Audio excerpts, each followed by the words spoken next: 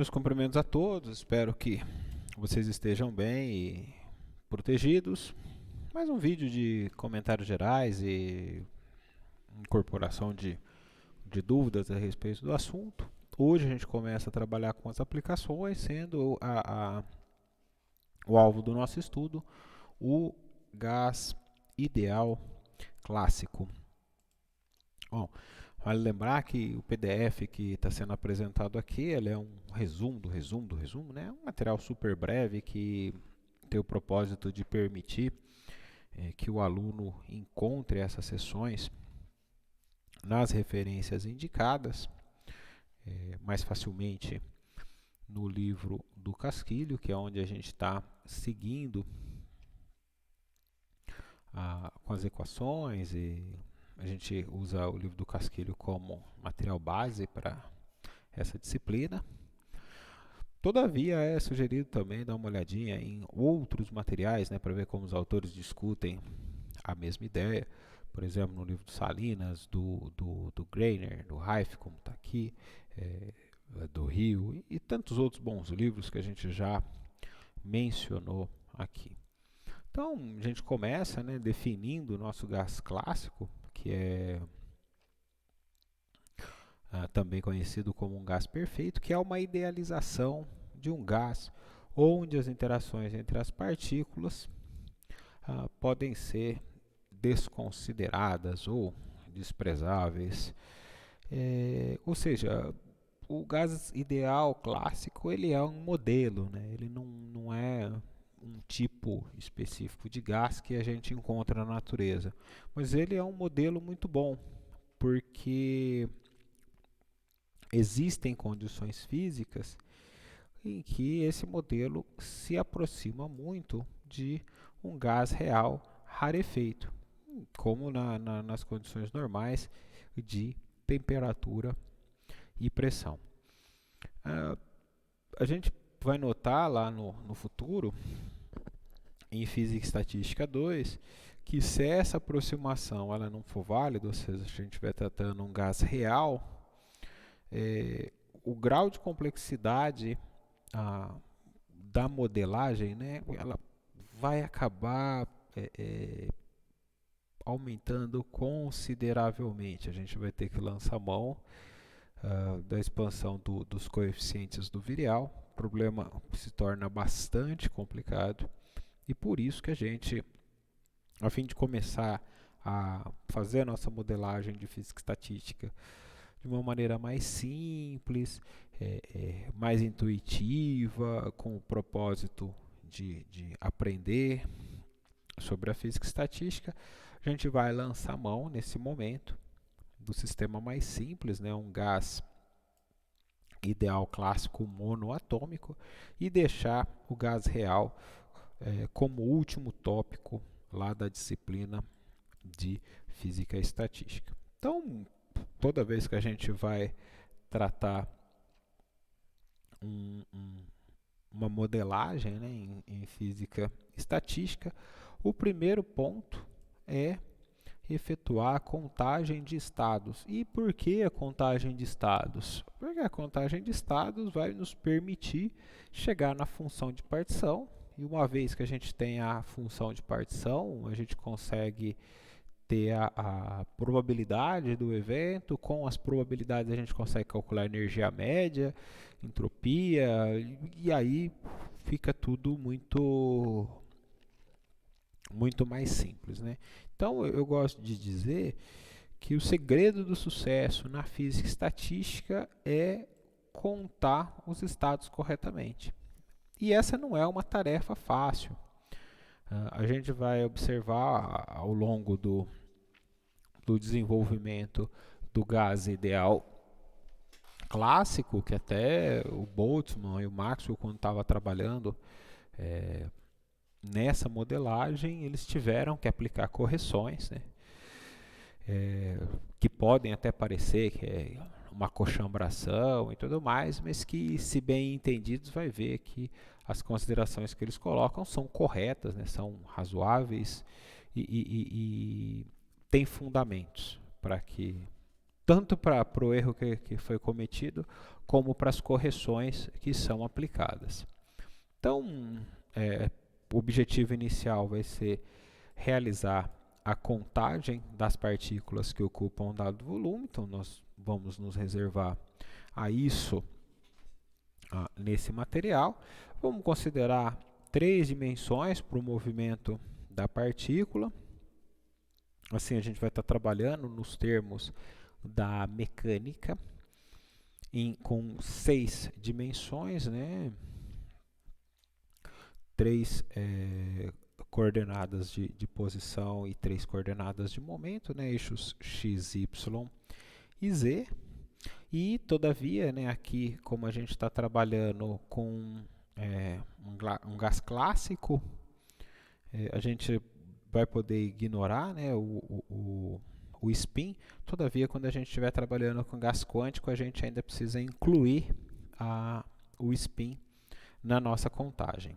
Aqui um texto, né, extraído lá do livro do Casquilho. Na mecânica clássica, qualquer ponto do espaço das fases representa um estado possível do movimento, pelo que a contagem dos estados é complicada. Na mecânica quântica, o problema torna-se mais simples devido à quantização dos estados. Bom, de certa forma, o que o livro está dizendo para a gente é o seguinte: olha, lembra aquela historinha da variação dos níveis de energia comparados com kT? Chegou a hora. Nesse momento, a gente vai ter que lançar mão de usar o espaço contínuo, ou seja, a notação integral, calcular a função densidade de estados e assim por diante, para fazer nossa contagem adequada. Se a gente estivesse trabalhando com um sistema quântico, né, que os estados fossem quantizáveis, né, aí a gente trabalharia, né, o sistema discreto, a gente trabalharia com somatório. Então, não tem problema, a gente trabalha com formalismo integral. Essa é a parte mais instrutiva de estudar o gás ideal clássico, né, para saber trabalhar com a física estatística nessa forma integral. Então, para isso, lembrando que lá na disciplina de Física e Estatística 2, a gente vai explorar com maiores detalhes os gases quânticos e aí comparar, levar os quânticos para o clássico e tudo mais. Ou seja, por enquanto a gente está fazendo uma abordagem para entender como é que funciona essa modelagem sobre o ponto de vista da física estatística e entender como que os conceitos são aplicados. Então vamos lá. Vamos considerar o movimento livre de uma partícula confinada numa caixa com volume V. Então esse volume significa o produto, né, da aresta X, da aresta Y e da aresta Z. A gente vai lançar a mão da relação de de Broglie para escrever a energia cinética. Lembrar que não tem interação entre as partículas, né? Então a componente da energia que nos interessa é a componente cinética. Aqui na relação de de Broglie, P minúsculo, a gente vai usar como o momento, que a gente está usando de novo a notação do livro, e aqui eu chamo a atenção porque alguém pode confundir com pressão e tudo mais. Então aqui P vai ser momento para a gente, enfatizando, P é o momento.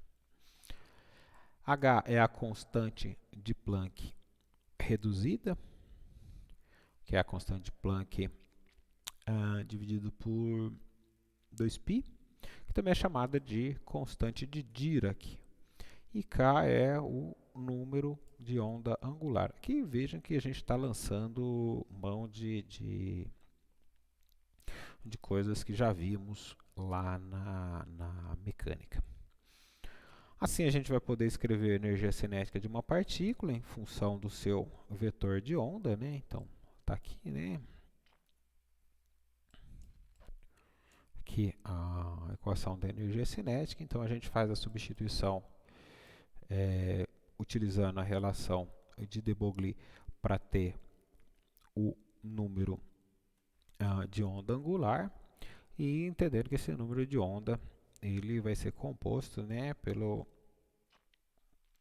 componente x, y e z. E m é a massa da partícula em questão e esse epsilon, desculpa, a energia da partícula.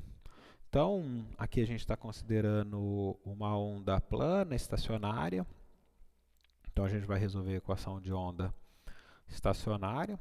Né? Nesse caso, é uma equação diferencial já ordinária, conhecida lá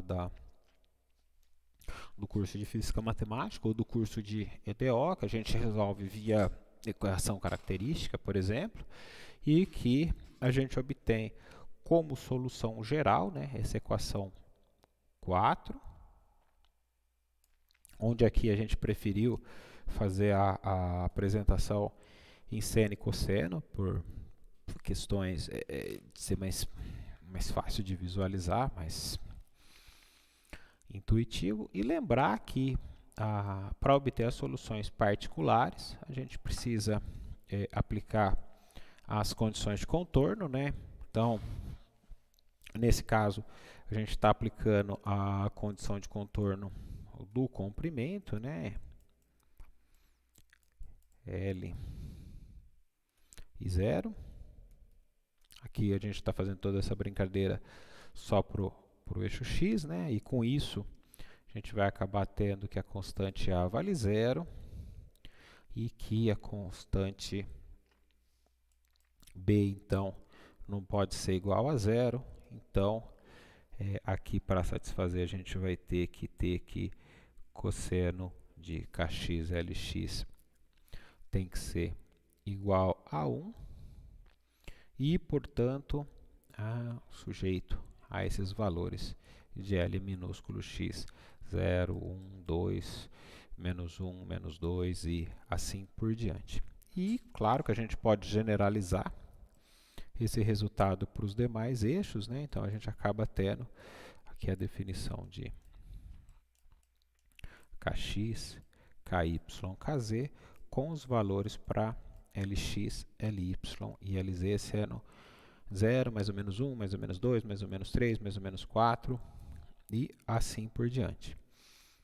O número ΔL minúsculo x de possíveis inteiros para os quais kx assume valores no intervalo de k e kx mais dkx, estando a partícula limitada ao comprimento Lx, então ele vai ser esse ΔL dkx, e a gente vai poder aplicar esse mesmo procedimento para y e z. E assim vai estar compreendido, né, dentro dos intervalos, né, kx, kx mais dkx, ky, ky mais dky, kz e kz mais dkz. Então, dessa maneira, a gente pode definir, né, a densidade de estados, né, como ΔLx, ΔLy, ΔLz, para L minúsculo, que é Lx, Ly, Lz, sobre 2π ao cubo, dkx, dky, dkz, que vai ser igual a V sobre 2π ao cubo, d3k. d3k aqui é para representar esse dkx, dky, dkz, conforme está apresentado na equação 9, e definir Ok, peraí. Aqui a gente definiu o intervalo que está compreendido e a densidade de estados, que é dado por ρ de K de V sobre 2π ao cubo. Então,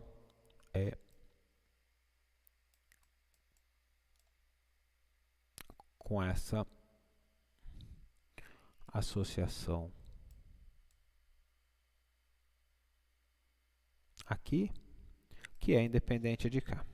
Ou seja, a gente chega na equação 11. Aqui eu acredito que tudo coisa que a gente já acabou vendo lá nos cursos anteriores de mecânica, e por isso que eu estou só mencionando. Quem tiver qualquer dúvida aqui, gente, me perguntem. Vamos aproveitar as aulas síncronas, e se houver algum ponto que eu possa ajudar aqui, que naquela época, quando estava vendo pela primeira vez, essas coisas, se não ficaram claras, eu estou disposto a ajudar. Saliento aqui, ok? Então, para dar continuidade, é um pouco complicado trabalhar com o número de onda, né? É pouco intuitivo. Então, é mais interessante a gente realizar uma mudança no espaço de uma mudança de variável para o espaço dos momentos. Aí fica mais fácil de entender, vamos dizer assim, o que está se passando, e obter então o número de estados de translação em função do momento linear. Aqui, gente, eu só acho muito oportuno a gente voltar e dar uma olhadinha em algumas representações, em especial a representação mecânica do pêndulo simples, lá da mecânica clássica, já que a gente vai estar tratando com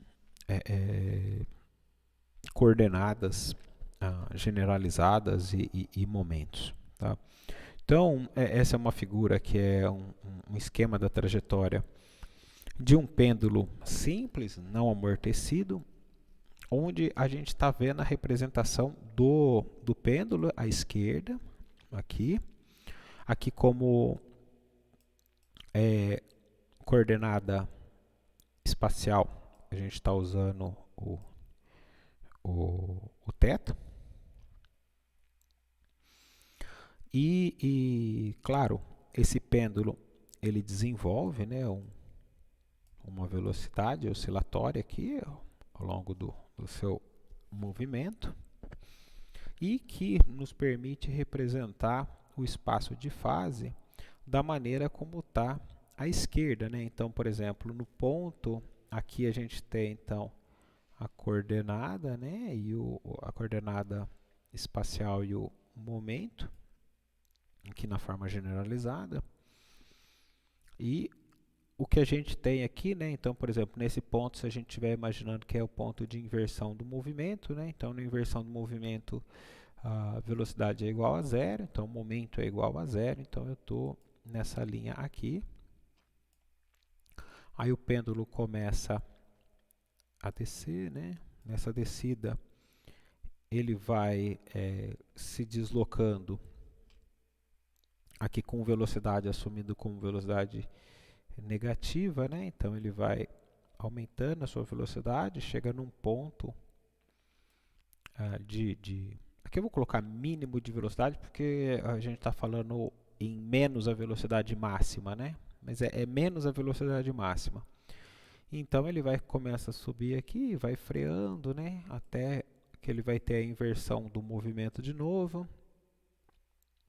Então ele acelera de novo, volta.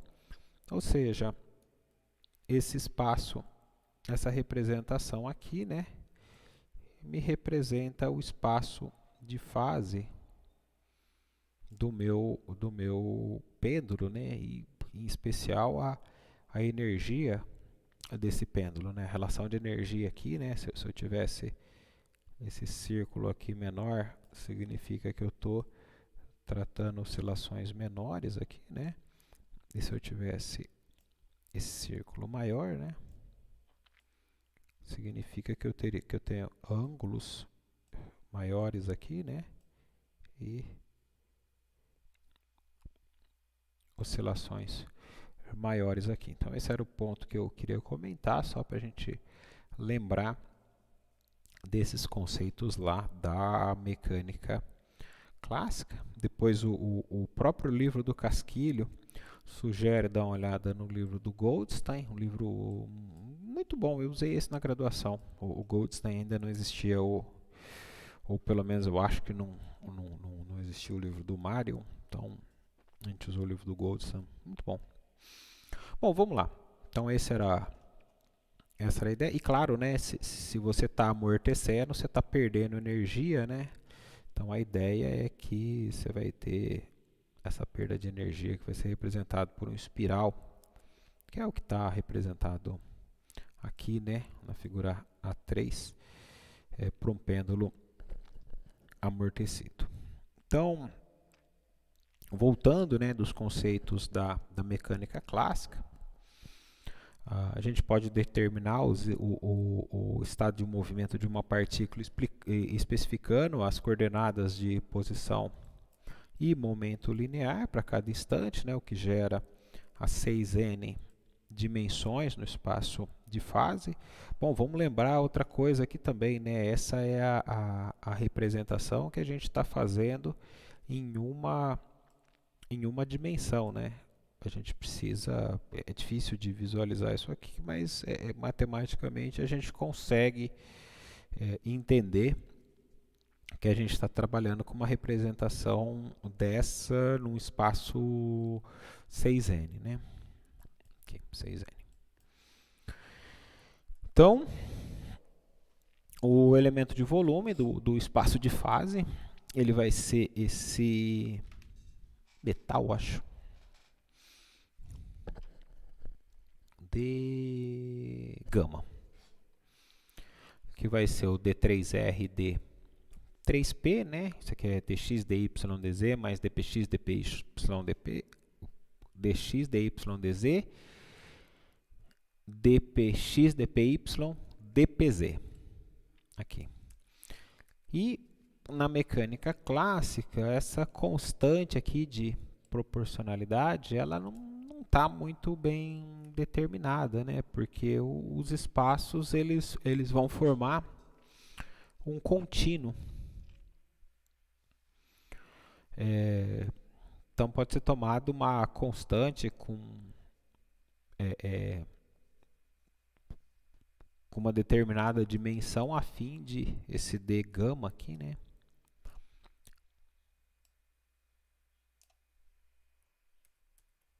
Ser adimensional.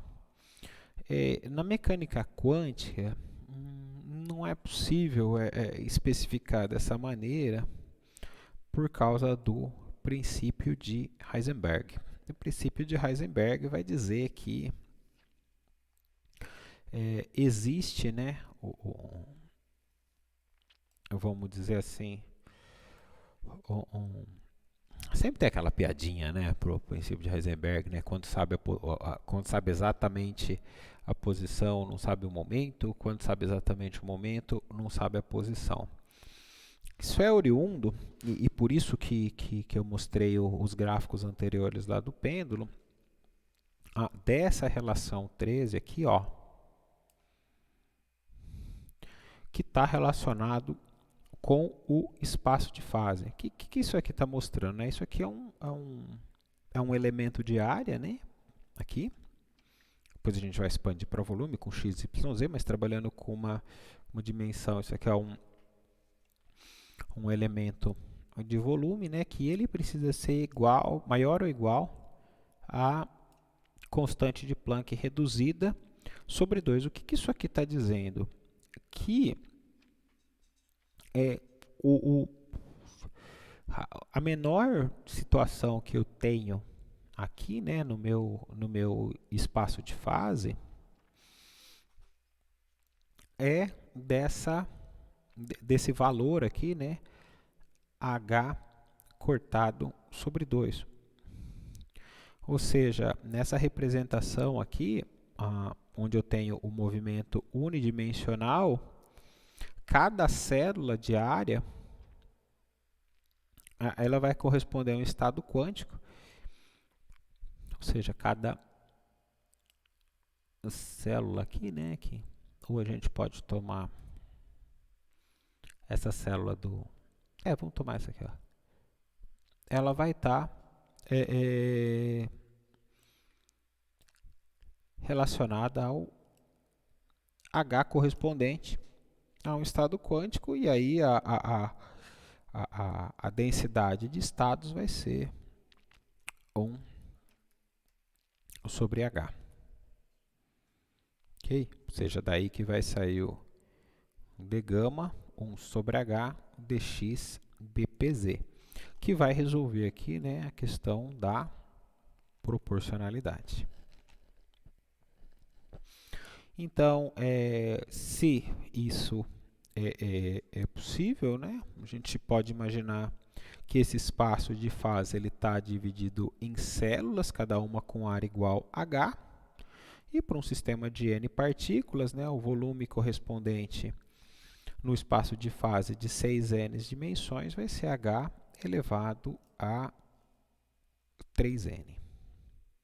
Então, por isso, né, nesse caso aqui, o nosso detal, né, então, aqui, ó, permitindo a cada partícula passar do espaço de fase contínuo clássico para a fase celular quântico, dividindo o resultado por h ao cubo. Ou seja, daqui a gente vai tirar esse cara aqui com o correspondente densidade de estado sendo ρ igual a 1 sobre h ao cubo.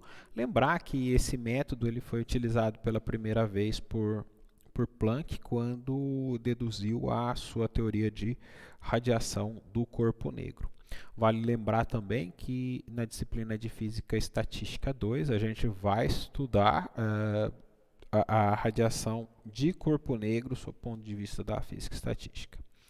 Bom, vamos lá, com essa recordação, né, da mecânica, tudo isso que eu comentei aqui é apresentado num apêndice do Casquilho, mostrando que o próprio autor do livro entende que trata-se de uma recordação, né, dos conceitos de mecânica clássica e mecânica quântica para o aluno. Então, tendo isso, a gente pode retornar ao nosso objetivo, né, que é para obter o número de estados de translação em função do momento linear, que, lembrem-se, a gente está tentando tirar ele lá do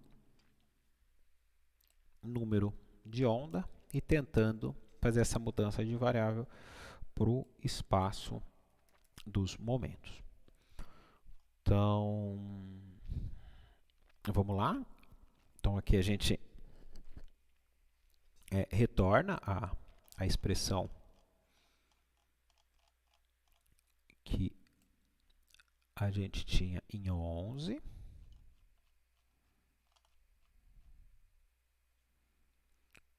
Equação que a gente tinha em 11, onde agora a gente pode substituir a densidade de estados por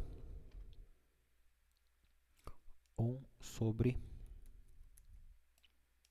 h ao cubo.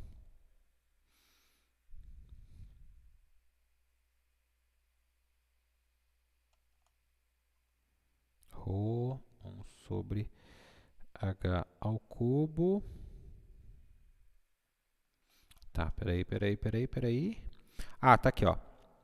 Então a gente pegou esse cara aqui, tirou a constante aqui, correspondente à densidade de estados ρ de 1 ao cubo, e a nossa densidade de estados vai ser... Tá, e o nosso ρ de P, isso aqui é ρ, tá, aqui é ρ, aqui é ρ de P, vai ser dado por V sobre h ao cubo. dp. Isso aí. Bom, vamos lá. Uma das outras coisas que a gente ainda pode lançar mão, né, para fazer essa contagem de estados, vamos lembrar só um ponto aqui. A gente está tentando realizar a contagem de estados, então a gente está em busca da nossa função densidade de estados para poder calcular o integral. Por isso que a gente está fazendo todo esse trabalho. Então, se a gente for pensar nesse momento, o que a gente está desenvolvendo são as ferramentas. Tá? A gente está desenvolvendo a ferramenta para então aplicar essa ferramenta na contagem de estados, então calcular a função de partição, que é o que deve vir nos conteúdos seguintes. Então, às vezes, dependendo do sistema, pode ser útil a gente exprimir a densidade de estados em termos do módulo do momento linear, e aí a gente vai lançar mão de algo que eu acredito que vocês devem ter visto em cálculo 2, se eu não me engano, mas colocar cálculo aqui, né, na disciplina, nas disciplinas de cálculo, que é, e também provavelmente deve ter revisitado isso em física matemática, quando tratou o Laplaciano em coordenadas esféricas, em coordenadas cilíndricas. Em geral, é muito oportuno fazer uma revisão, né, da mudança de sistema de coordenadas cartesianas para o sistema de coordenadas esférico. Então, para não ser repetitivo, não vou colocar aqui, tem um apêndice inteiro do Casquilho fazendo essa brincadeira para esse capítulo, onde a gente vai ter que d3p, passando para as coordenadas esféricas, vai ser p quadrado dp, sendo de θ dθ dφ. Com a mudança, né, a gente tem que integrar o número de estados sobre todas as direções de p. Então a gente vai acabar tendo que ρ de p, d3p, vai ser igual a v sobre h ao cubo d3p. Então, fazendo a integração, né? Me desculpem. A gente vai fazer a integração em φ de 0 a π, θ de 0 a π, φ de 0 a 2π, de ρ de p d3p,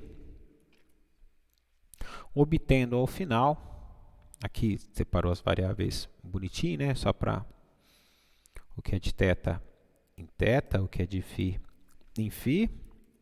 Fazendo esse cálculo aqui, a gente chega em 4π v p quadrado sobre h ao cubo dp,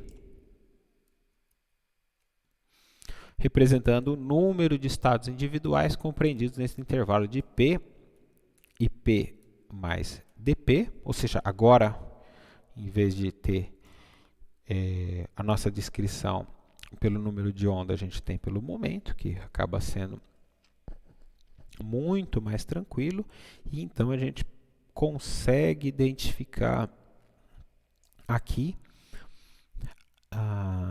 o que nós vamos definir como a função densidade de estados g de p, que então vai ser dado pela expressão 17. Então agora com essa função densidade de estados, né, esse aqui vai ser o equivalente ao ômega, né, se a gente estivesse trabalhando ômega de p, se a gente estivesse trabalhando no discreto. Ou a gente podia escrever aqui, né, em função da energia cinética do meu sistema. Então, esse é um resultado que a gente vai guardar para a hora que a gente for calcular a função de partição. Valendo lembrar que no próximo conteúdo é bem possível que a gente ainda vá desenvolver uma outra ferramenta, né, fazer uma outra análise sobre a geração de novos estados. Então a gente vai vir somando ferramentas para depois juntar tudo lá no finalzinho. Então eu encerro por aqui, caso alguma coisa não tenha ficado claro. Eu sei que a maioria é revisão de mecânica e tal, mas se alguma coisa não ficou claro, eu fico à disposição. E por hora é isso. Então até breve.